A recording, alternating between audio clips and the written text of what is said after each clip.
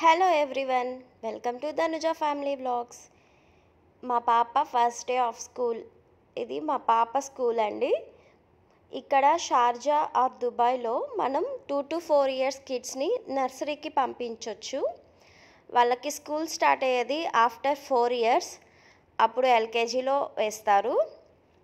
మా పాపకి 3 years కాబట్టి మేము మా ఇంటికి దగ్గరలో ఉన్న నర్సరీ స్కూల్లో చేర్పించాము.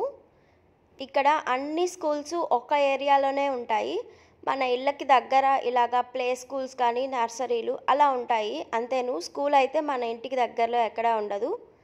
చాలామంది స్కూల్ ఏరియాలో ఇల్లులు తీసుకుంటారు స్కూల్కి దగ్గరగా ఉండాలని. ఎక్కడి నుంచన్నా మనకి వ్యాన్ అవైలబిలిటీ ఉంటుంది కాబట్టి నో ప్రాబ్లం. ఇక్కడ స్కూల్స్తో అయితే భలే తలకాయ నొప్పండి. మార్నింగ్ 6:30 కల్లా వ్యాన్ వస్తుంది. ఆఫ్టర్నూన్ వరకు ఉంటుంది వాళ్ళ స్కూలు. నాకు ఐడియా లేదు ఎంతవరకు అనేది. ఒకప్పుడు పిల్లలైతే అంటే మా జనరేషన్లో మేము ఏడుస్తూ స్కూల్కి వెళ్ళేవాళ్ళం. కానీ ఇప్పుడు పిల్లలు అసలు ఏడవట్లేదు. అది ఫస్ట్ డే అయినా సరే.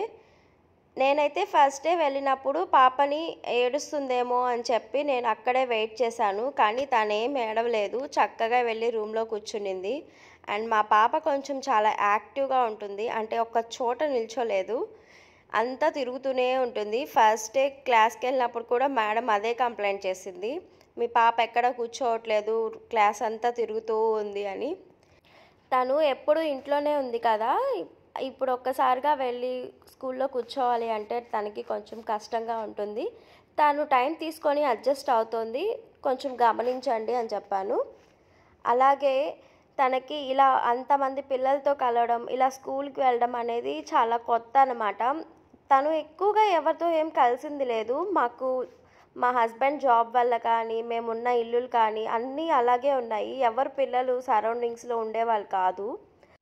పైగా డిఫరెంట్ లాంగ్వేజెస్ అనమాట. ఫస్ట్ పుట్టినప్పుడు మేము బీహార్లో ఉండేవాళ్ళం, తర్వాత చెన్నైకి షిఫ్ట్ అయ్యాం.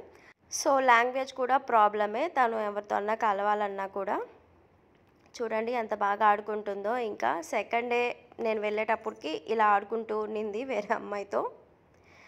ఇంకా మొత్తానికి సెట్ అయిపోయింది. ఇప్పటికి కొంచెం బెటర్గా ఉంది, వాళ్ళ టీచర్ కూడా చెప్పింది. అలాగే మా పాప యూనిఫామ్లో చూడండి ఎలా ఉందో. ఇది వాళ్ళ స్కూల్ యూనిఫామ్. క్యూట్గా ఉంది కదా. తనకు పాపం చాలా లూజ్గా ఉంది. ఇదేనండి వాళ్ళ వీడియో. Bye bye.